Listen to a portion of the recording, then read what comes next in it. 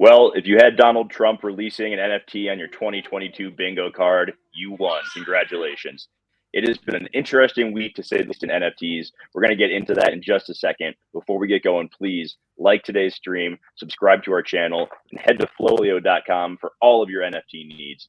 Nothing we say is financial advice. Please do your own research when it comes to any buying and selling decisions. Dan, it's been a hell of a week. Wolf Game is pumping. I know that you are just itching to talk about that. So, Yep. Let's kind of jump into it and pull up. I'm going to pull up a 7-day chart over on FLOLiO, and we can jump right into, discussing everything that's going on right now, because it's been, it's been an interesting week. Yeah, it's been interesting 24 hours on Wolf Game. The market in general has been pretty exciting for the last week, but Wolf Game especially, it's been something. What are we going to be talking about Wolf Game right now? Because you put up FLOLiO. Yeah, we're going to talk about FLOLiO first. We're going to kind of recap the last week in the market. All right. So we can see sounds good. Valhalla near the top. After that, we have, Art Blocks has been doing really well. We got Bored Apes, we got Mutant Apes, we got Other Side. So some of the usual suspects on there. And if you look at, I'm going to change it over to the 24-hour. Give it a second. Boom. Wolf Game. Right near the top. So a very good 24 hours for Wolf Game. We found out some information about, the alpha game ended, correct? Yeah, and that's huge, because it's like a 1-year staking period that just ended, and I got some nice rewards. I'll tell you that. Okay, so let's jump into that. Let's go into Wolf Game, because there has been a ton of activity there. Yeah, a lot of wool was released to stakers and holders. So why don't you kind of give me the rundown there, because I know that you eat, sleep, breathe Wolf Game. Yeah, so Wolf Game minted last year in November, and I bought it in December, and I thought I was late. I remember buying it, and I was like, "Fuck, I missed the boat on this shit," Well, now I'm here buying the top. Like, what is this, right? So I bought sheep for like 1 ETH each and stuff, and I was like, I'm so late on this shit, man. And it was bound to release in like July or something, 2022. And then they were like, a month prior, they're like, yeah, we're not gonna make this deadline. We're pushing it to I don't know if they immediately said Q4, but it's releasing this month. So shortly after I bought, they released a staking game, kind of. It's more like it is a game. So the highest tier of wolves, called the Alpha 8, all of the Alpha 8s had their own faction. And people could stake the animals, so sheep and wolves, and they could stake wool for any faction they liked. And then as a faction owner, as an Alpha 8, you could either attack another faction once every something, or you could build a fortification. So that means it's basically like one shield, so you cannot get attacked once or whatever. And if you do get attacked, I think you lose like 3% of your total accumulated score. And score is score is gained by how many animals you have staked on your faction. So let's say you only have 1 animal staked and 10 wool staked on a faction, right? Naturally, this didn't happen because there's so many people and so many assets. But then there's a really large slice of the pie you can win at the very end, right? Because there's less to divide. The team that did the worst was the team that was number 1 for the longest, and eventually got pushed down to like 10th place, because they had so many animals staked and so much wool staked that people had this a tiny sliver. They got when they staked their animals, like some animals and like a couple 100,000 wool, they would get like 10% of the returns that you would normally get. So at the higher end teams, you would get 12 times more. So that's some pretty insane numbers. So the reason why the last 24 hours has been so exciting is because the price of wool was around 3 cents when Alpha Game ended. They released around 360 million liquid wool back to holders. So naturally, I'm actually pulling up the chart right now. Yeah. So you can see naturally, this is the 7 days. You can kind of see Mhm. Yeah, no, that's a pretty good graph. So you would think that when they release wool back to holders, they're kind of like stuck in the staking game. That the price of wool is gonna tank, right? Because there's so much wool coming back. So 260 million wool. I don't even know. There has to be like a godforsaken amount of money. I have around 400,000, I think, in liquid wool, and that's already like 13K. So you can see on the graph where it dipped. That's when Alpha Game ended.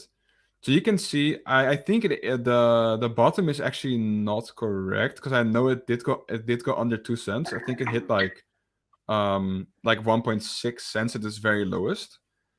But so that's like a pretty sharp decline, right? And then immediately it And got so, caught. sorry, Mhm. you said 360 million wool was released. Yeah, roughly. Yeah, I think it was like 265 or something. So that was about 11 million USD worth of wool released. Yeah. So that's like a lot, right? So wool got sliced in half as expected. This caused some fun on Twitter, as because people, for some reason, people love hating on Wolfgang because Beanie is like an investor. But and that's currently the only thing people can fud about because there's nothing else to talk about, right? So that's really really funny. So wool got sliced in half. People were like, "Oh no!" But I kept being in the chat, being like, "Guys, if wool stays above 2 cents, this is one of the biggest achievements in Web3 history. Like people didn't understand. If wool goes from 3 cents to 2 cents, when 360 million wools released, that's a huge accomplishment. And lo and behold, it did stay around 2 cents, and now it's at 3.5 cents. So it is actually above what it was when all of that wool was locked up. So that's some insane community sentiment you see. This is a huge accomplishment because this is thousands of people who have this collective like bullishness towards a single project that even though they get the liquid wool back plus rewards, they're still not really selling it. So that's an absolutely insane achievement. I'd be interested to know how many wallets were holding wool when the like unlock happened, and then how many after like that rebound occurred. Like, was it mainly just people already in the community who bought the dip, or was it new entrants who were buying that dip as well? That'd be something kind of interesting to look at. But agreed, it is very impressive to see a token that has an unlock of that size. Like, that's, do you know the total? I'm looking at it right now. Actually, I don't know why I even asked. Looking at the total supply of wool is 700 or 76 million. So like, or no, 5 billion is the max supply, but this has on here the total supply is 76. Yeah, I don't know. Coin Market Cap might be off. I can explain a little bit. Either way, It's a little bit complicated because I think over half the amount of wool is unlocks over a period of 4 months. So for example, 4 years. Sorry, 4 years. So for example, the staking rewards that I got in return is I got a 310,000 wool pouch. So that slowly drips over the course of 4 years. So I think that 5 billion or whatever that takes that number into account. So that's slowly dripping wool as well. okay, good deal. Anything else you want to touch on Wolfgang before we move into the Trump digital trading cards, what everyone wants to hear about? Yeah, I guess it's just a few more things. Another reason why Why did I even? so I much didn't hype. even need to ask. True. There's always something. It's always something to talk about. The Another reason why it was really hyped is because with Alpha Game being over, the Alpha 8, so the highest, like basically like the crown jewel of Wolf Game, their wolves could now be unstaked and sold. They couldn't do that for a year. So once that was staked, those were the only assets you could not unstake. And that means people are looking to get a little money for their Alpha 8 Wolf. And they did. So there's currently two listed. One Generation 0 and one Generation 1 Alpha 8, and both are listed for 200 ETH. And the one and only Snowfro founder, or I don't know, co-founder of Artblocks and founder of the Chromie Squiggle, has made a deal with another guy called Just Some Guy for his Alpha 8 Generation 1 for 75 ETH and 2 unminted squiggles. So that's cool because that's minimum 100 ETH, and still possible to be more than that because you can pull like a rare Chromie squiggle. Yeah, right now the squiggle floor is 13.4, so 26 point, so 101.8 if you just get the floor squiggles. If he happens to get some rarer ones, it could be significantly more. We've seen squiggles go for 150 ETH if it's the right one. So that's a hell of a trade. That shows a lot of conviction on his part. We were talking before the show. I would be a little annoyed if I were a squiggle holder who had just bought like on this most recent run up when they got as high as like 18 ETH. And then I see Snowfro, you know, just minting off a couple more to include in a Wolf game trade. Like what? I hope that most people know that he can still do that. Like I believe the max supply of squiggles is going to be 10,000, which would be another 283 need to be minted from where we are right now because there's 9717. But I would still be a little bit annoyed. Like, man, this guy can just like mint them off to include in trades. Like, what's up with that? Yeah, I think he just has like an X amount like held back for himself, as like founders normally do. But never seen it like this, you know. But I suppose maybe it's like a known thing that can be done. I saw that he gives some away to like people he appreciates in the community, people that have like done really well or have been very nice or something like that. I saw he minted like 13 more last month, and he gave it away to some people because they did good stuff for the community apparently. So maybe this is like a normal thing. I don't know, but yeah, using it in trade is definitely something. Yeah, for sure. All right, let's move on. I know that you could talk Wolf game all day, but we're going to move on. We're going to get into the Trump digital trading cards. Now, this took over Twitter yesterday on the NFT side of things. It was announced yesterday that President Donald Trump was releasing 45,000 NFTs. I'm going to pull the OpenSea page up so we can look at these because they sure are something. They were selling for $99. If you can go on Twitter and find the video where he's talking about these things, it's absolutely hilarious. So they sold for $99. You didn't need to, you could pay with a credit card. It's all done on Polygon. So we've talked before on this show and our crypto show about, a lot of use cases for Polygon. Well, I guess here's another one. But if we go ahead and look at these, the floor price got up to 0.22, within the last hour, and now it's pulled back. But I mean, some of these things are absolutely. Here we go. Let's take a look at this bad boy. Wow, would you look at that? Sure is something. So Jesus. It's interesting to see. Jesus is right, but there has been, he sold out 45,000 of these things. There were 45,000 cards selling at $99 a piece. There are giveaways if you hold them that could get you, dinner with Trump, golf at one of his golf courses, a Zoom call with the guy, if you're into that sort of thing. And and anyone who holds 45 of them, I don't know if they're doing a snapshot or something, but if you hold 45 of these, you're going to get to go to a dinner with Donald Trump himself. So really, who wants Daniel, to do that? There are apparently plenty of people because, the unique ownership on this is only 33%. So I got to imagine there are a good number of people who hold 45 of them who want to go to dinner with the Donald. So It really, the art on these is absolutely ridiculous. There was a one of one that sold for like 3 ETH. That's been the biggest sale. I mean, I don't even know what to say. Like this is, it's really something, Is this a cash grab, Daniel? No, surely not, right? Yes. I mean, he's gonna sustain this project. He's gonna like give value to the project, For sure. There's also a 10% royalty on it, which is just not surprising at all. So you got a nice 10% royalty on these 45,000 assets that have already seen over 1,000 ETH traded in less than 24 hours. So there's another, 100 as of right now 108 ETH that he's getting in secondary royalties. So there's millions of dollars going back to this guy. It's I don't know, man. Say what you want about him, but he certainly knows how to milk money out of his supporters every step. So Yeah, well, I mean, Daniel, what are you going to do if Donald Trump is responsible for the next NFT bull run? Fuck. I mean, I guess I go to dinner with him, right? I mean, I don't know about that. Like, we don't have to go that far. But do you remember when the Ty Lopez people could watch like a movie with him or something? Oh my god! I think it's gonna be the same level.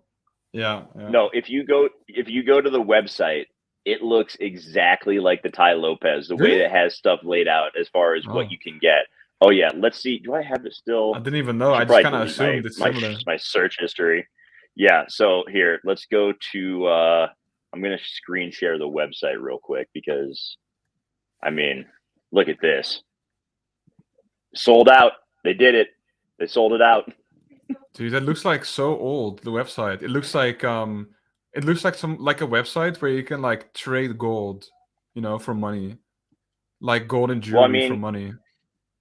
You got to have a lot of big print on here because of how old and uneducated the people who love Donald Trump are. They have a hard time reading, so you got to make the words really bold for them. But if you look at this, I mean, Mar-a-Lago group cocktail. It does look like Ty Lopez's website. Like, and it's funny because in the video he talks about how these are all, the pictures are from the greatest accomplishments of his life. I didn't realize that he was an astronaut.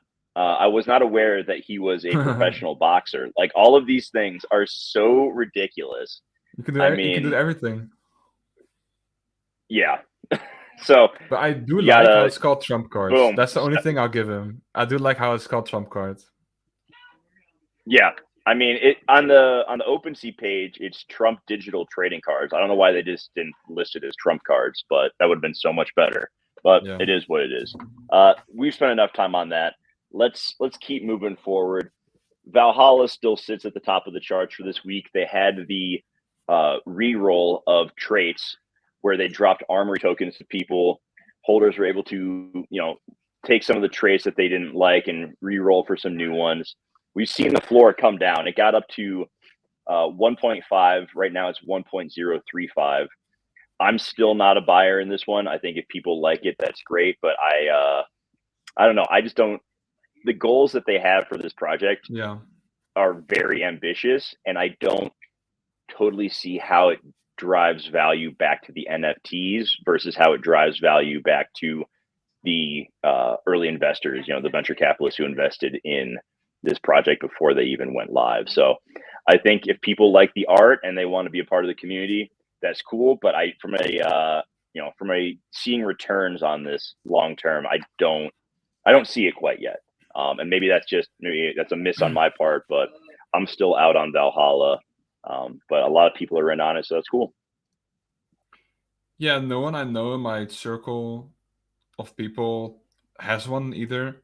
So it's kind of hard for me to, like, maybe I should do some research on it more, but I've been kind of put off by previous, like, I don't know, maybe it's FUD, maybe it's not, but like all the screenshots from the founders chat and stuff, and you also, like you mentioned, the goals that they had in mind doesn't really sound achievable either.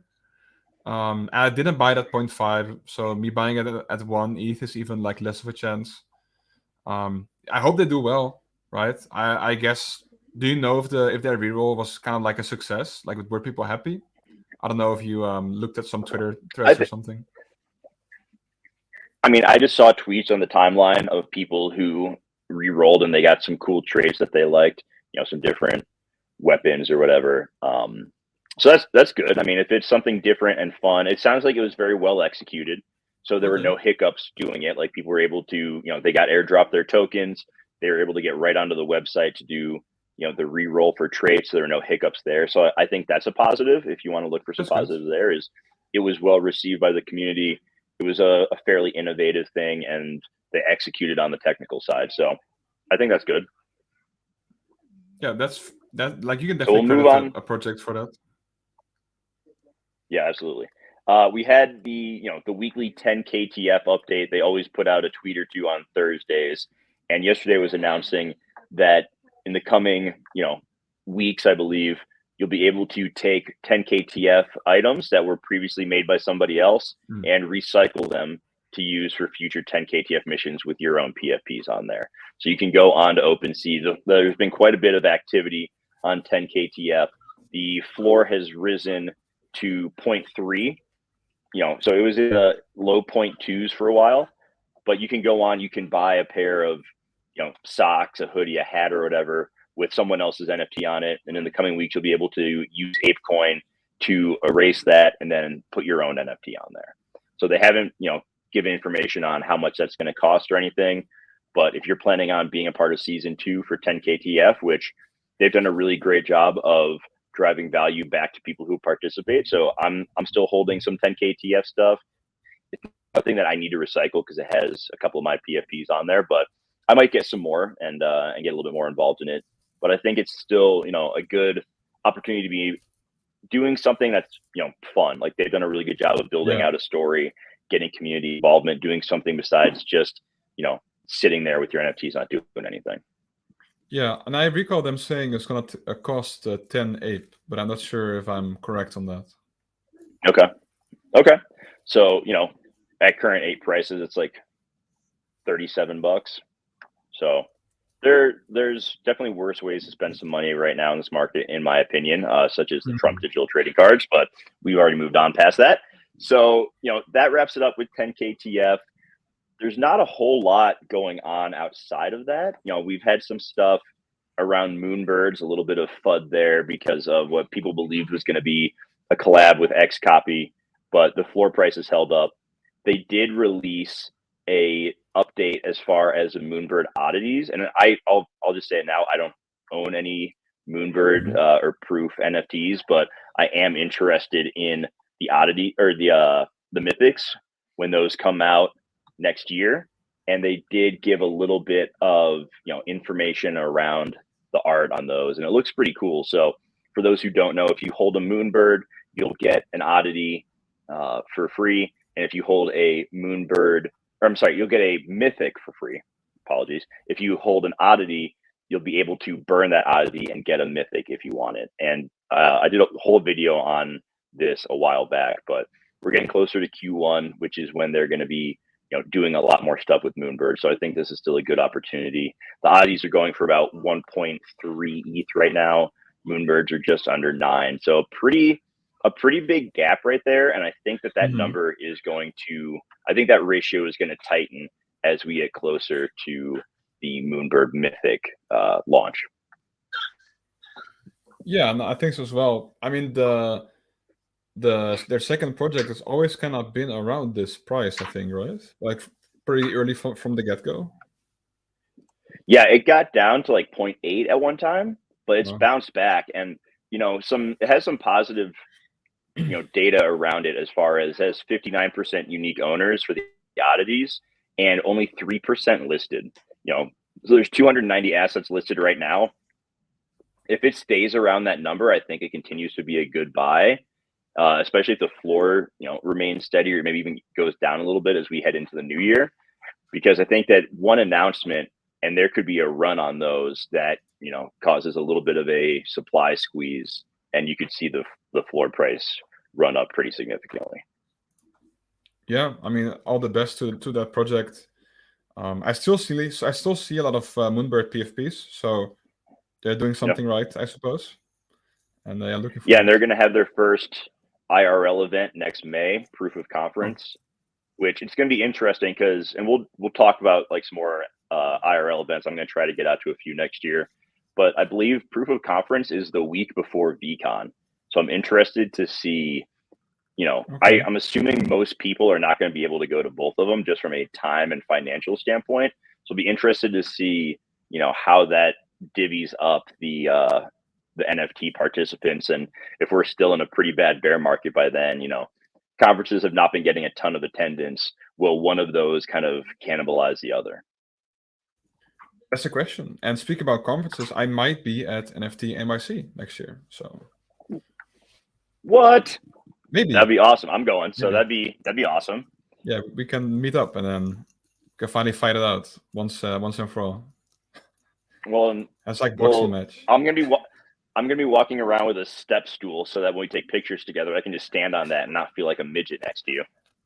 That sounds like a plan. All right. I think that is going to wrap it up for today's show. Do you have anything else you want to mention before we head out, Daniel?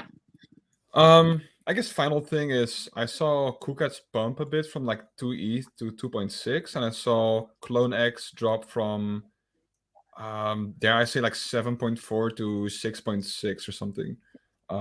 Those are the only things that I can remember, but it's still like kind of notable to say, I suppose. All right, good deal. Yeah, it's nice to see. It's nice to see that rebound happen with KuCats. I think they're doing. I hope it goes well for them. Not just because you own a KuCat, but because they're an early NFT project. I think they're trying to improve on mistakes they've made in the past, and I think based on what I saw from their NFT NYC event earlier this year, there's a ton of potential with them to bring in to get a lot of mainstream attention on NFTs. They're one of those, just like Pudgy Penguins, they're one of those family friendly NFTs that I think could really do a lot of good and can bring more people from the mainstream into the NFT space. Yeah, I think so as well. And I think that given they have this new CEO guy with like 20 years of experience at Walt Disney, I think it's like a match made in heaven. So hoping for the best. I hope people are getting like less wrecked because people bought them at 15 ETH. So I can't imagine buying a KuCat at 15 ETH at 4,000 USD per ETH and then having it drop to 2 ETH with like, and then ETH being like $1,000. That's some tax loss harvesting right there. So I'm hoping for the best for everyone. I bought mine cheap, thankfully. Me too. Yeah, you bought yours at a great time. I think long term, that's going to look like a very good move on your part. So that is going to wrap it up for today. We'll be back next week. Interested to see how things play out in the market this weekend. Do we get more news around Wolf Game? Do we continue to see some of these projects rebound and pump, even with crypto taking a bit of a hit? So that's going to do it. Thank you very much, everybody, for watching. Once again, if you've gotten to this point, please like today's stream, subscribe to our channel, and head to FLOLiO.com. All of those things are greatly appreciated. And share us with anyone that you think might be interested in learning more about NFTs. That's what we're here for. So for Daniel, for the team at FLOLiO, I am Jeremy. Have a great day, everybody. We will see you next week. Bye-bye.